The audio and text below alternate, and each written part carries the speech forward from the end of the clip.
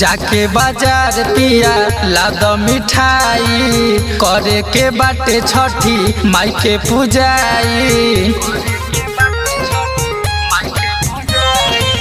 जाके बाजार पिया लाद मिठाई करे के बाटे छठी माई के पूजाई। भूली हो न पान के पतैया ए राजा जी भल जाता और के समैया ए राजा जी भल जाता और के समैया ए राजा जी भल जाता और के समैया ए राजा जी भल जाता और के समैया ए राजा जी।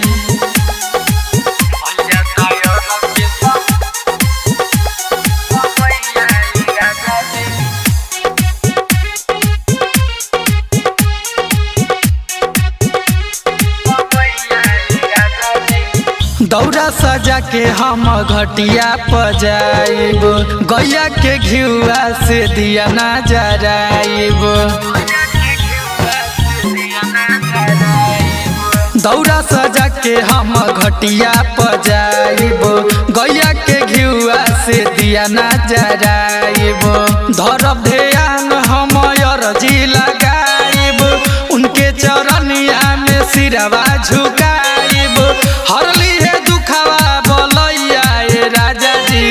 भल जाता और के समैया ए राजा जी भल जाता और के समैया ए राजा जी भल जाता और के समैया ए राजा जी भल जाता और के समैया ए राजा जी।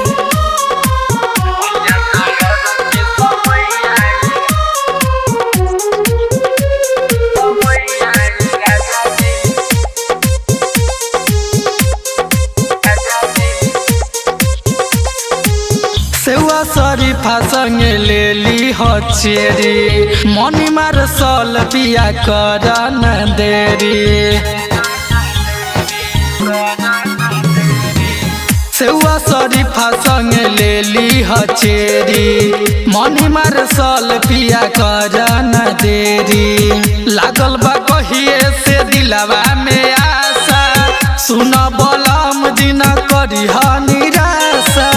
चाही नहीं गहना रुपैया ए राजा जी भल जाता और के समैया ए राजा जी भल जाता और के समैया ए राजा जी भल जाता और के समैया ए राजा जी भल जाता और के समैया ए राजा जी। जाके बाजार पिया लाद मिठाई करे के बाटे छठी माई के पूजाई।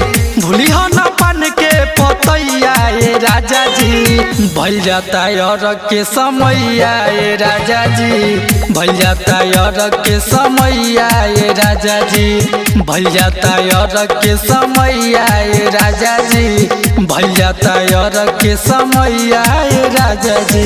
Best records studio Delhi.